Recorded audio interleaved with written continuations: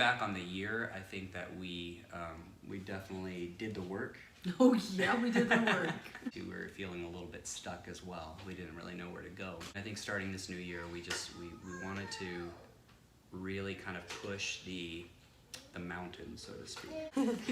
If you have faith as small as a mustard seed, you can say to this mountain, move, and it will move. And I've had to keep coming back to that scripture to remember that it's not about me, it's not about my power or my works or anything that I do, it's God moving this forward. I read somewhere the other day about the Quaker saying about when you pray, move your feet. And I like that. it was time to move our feet. I think last year, because we made the goal of only living with my mother for 6 months, and then it became 8, and then it became, okay, before the holidays we're out, and then before we knew it, it was a year. I was like, what is happening? It was almost like we lost focus of a plan and goal, even though we were working our butts off trying to get out and trying to get our life started. It was literally a restart for our life. Everything was like from the bottom up. And so, we didn't know what we wanted to do, really. Yeah, we had a business. We had ideas, but that we had to put on a shelf because it didn't make sense in Orlando at the moment. And so we went with my company with design, and at the same time my husband, he's an entertainer, he's an actor. What is he going to do in Orlando? Which surprisingly there was actually more auditions within this year than the past 3 years. It's true. In Orlando, in LA. So there's been a lot of good last year. Just I think what hit us more is there was not a consistency of what we wanted, and the consistency we wanted was a change. What we started to do was we started to read a lot of different books of business, things that we're not comfortable with, but then we started putting ourselves around people who they knew what they were talking about because they've been doing it and they're successful. And so we actually started this new year with coaching and with coaches who have succeeded and are doing what we want to pursue and do. And so we are exploring, we are learning, and right now this is us being vulnerable. This is our home. We have a few more boxes to bring in, and I don't think we actually have furniture except for beds. So you are gonna get to see the process that we're going through monthly. I want to add these as monthly blogs. I felt led to do this because I'm not the only one in this boat. He's not the only one in this boat. In fact, when we finally were vulnerable enough to share this, we heard a lot of people were going through the same thing. And I'm talking about they were telling us that they're in the same boat. And they wouldn't have shared that had we not told them, like, we're confused with life. We're in our 30s.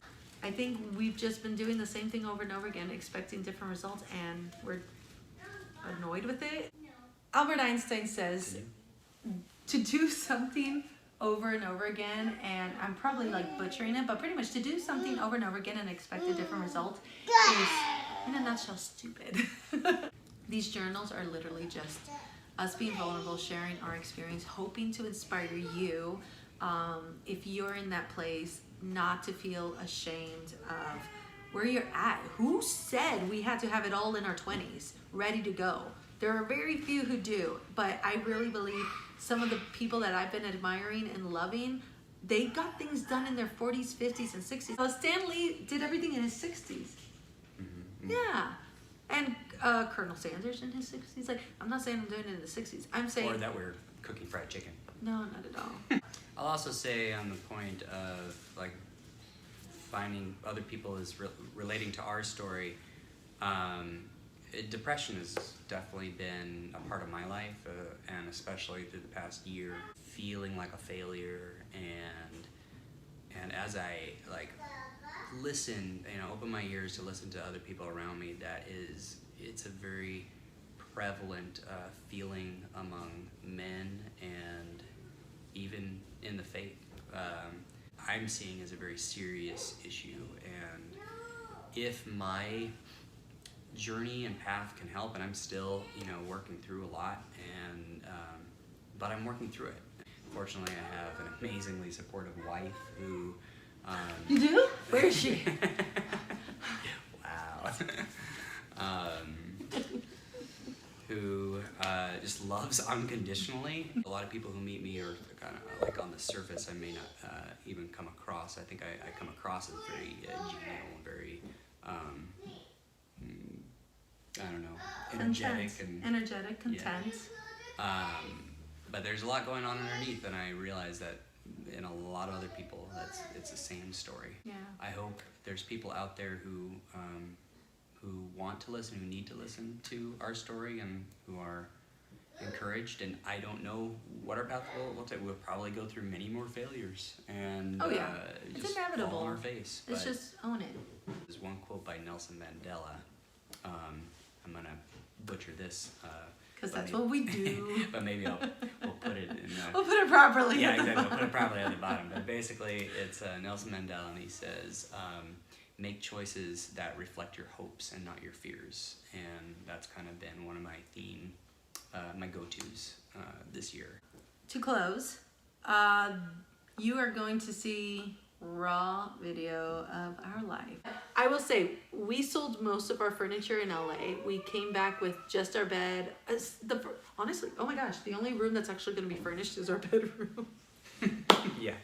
But at the same time, when you're starting from nothing and you grab the only bit you have in your savings to do the down deposit for a rental, then what do you use for furniture?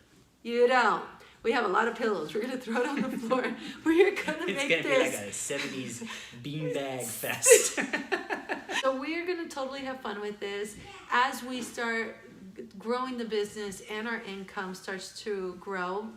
We'll be decorating and redesigning spaces and sharing that.